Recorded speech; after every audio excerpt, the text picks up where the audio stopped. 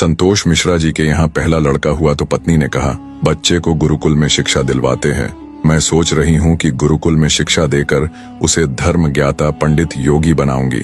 संतोष जी ने पत्नी से कहा, पंडित्य पूर्ण योगी बनाकर इसे भूखा मारना है क्या? मैं इसे बड़ा अफसर बनाऊंगा ताकि दुनिया में एक कामयाबी वाला इंसान बने। संतोष जी सरकारी बैंक में मैनेजर के पद पर थे। पत्नी धार्मिक थी और इच्छा थी कि बेटा पांडित्य पूर्ण योगी बने, लेकिन संतोष जी नहीं माने। दूसरा लड़का हुआ तो फिर पत्नी ने जिद की। संतोष जी इस बार भी न माने। तीसरा लड़का हुआ, पत्नी ने फिर जिद की, लेकिन संतोष जी एक ही रट लगाते रहे, कहाँ से खाएगा, कैसे गुजारा करेगा, और नहीं माने। चौथा लड़का हुआ। इस बार पत्नी की जिद के आगे संतोष जी हार गए और अंततः उन्होंने गुरुकुल में शिक्षा दीक्षा दिलवाने के लिए वही भेज ही दिया। अब धीरे धीरे समय का चक्र घूमा। अब वो दिन आ गया जब बच्चे अपने पैरों पे मजबूती से खड़े हो गए। पहले तीनों लड़कों ने मेहनत करके सरकारी नौकरियां हासिल कर ली।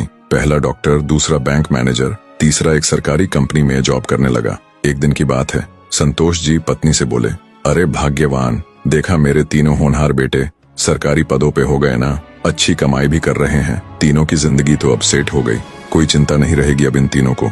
लेकिन अफसोस, मेरा सबसे छोटा बेटा गुरुकुल का आचार्य बनकर घर घर यज्ञ करवा रहा है, प्रवचन कर रहा है। जितना वह 6 महीने में कमाएगा उतना मेरा एक बेटा 1 महीने में कमा लेगा। अरे भाग्यवान, तुमने अपनी मर्जी करवाकर बड़ी गलती की।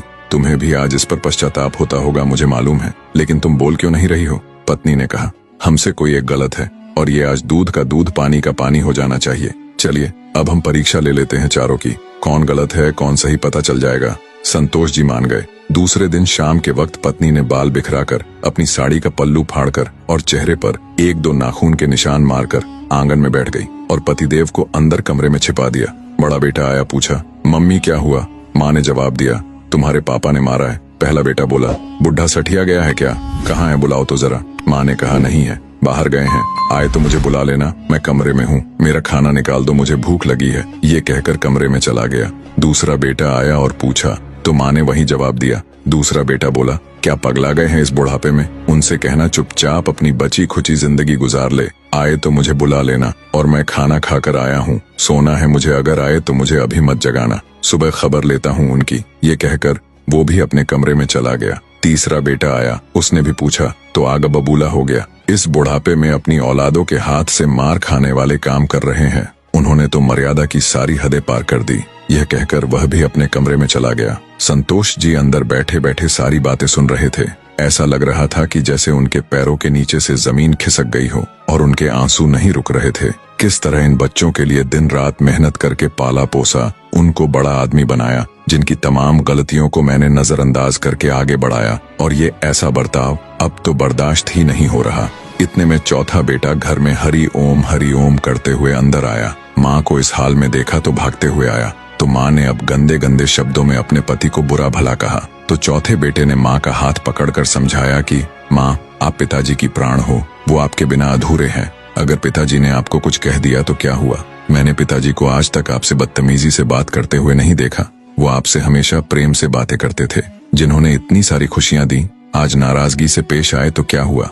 हो सकता है आज उनको किसी बात को लेकर चिंता रही हो ना हो माँ, आपसे कहीं गलती जरूर हुई होगी। अरे माँ, पिताजी आपका कितना ख्याल रखते हैं, याद है ना आपको? 6 साल पहले जब आपका स्वास्थ्य ठीक नहीं था तो पिताजी ने कितने दिनों तक आपकी सेवा की थी। वही भोजन बनाते थे, घर का सारा काम करते थे, कपड़े धोते थे।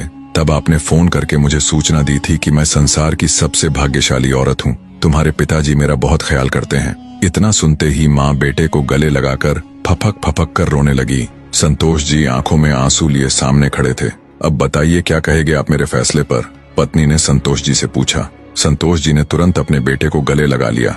संतोष जी की धर्मपत्नी ने कहा, ये शिक्षा इंग्लिश मीडियम स्कूलों में नहीं दी जाती। माँ बाप से कैसे पेश आना है, कैसे उनकी सेवा करनी है, ये तो गुरुकुल ही सिखा सकते हैं, जहाँ वेद गीता रामायण जैसे ग्रंथ पढ़ाए जाते हैं, संस्कार दिए जाते हैं। अब संतोष जी को एहसास हुआ, जिन बच्चों पर लाखों खर्च करके डिग्रियां दिलाई, वे सब जाली निकले। असल में ज्ञानी तो वो सब बच्चे हैं जिन्होंने जमीन पर बैठकर पढ़ा है। मैं कितना बड़ा नासमझ था। फिर दिल से एक आवाज निकलती है, काश मैंने चारों बेटों को गुरुकुल में शिक्षा दीक्षा दी होती। स्कूलों में अगर संस्कार और उदारता की दीक्षा नहीं दी जा रही है तो वह स्कूल नहीं, केवल धंधा और व्यापार के केंद्र है। मातृमान पितृमान आचार्यवान पुरुषो वेदः। वीडियो आपको पसंद आया हो तो प्लीज वीडियो को एक लाइक करके चैनल को सब्सक्राइब करना ना भूले। धन्यवाद।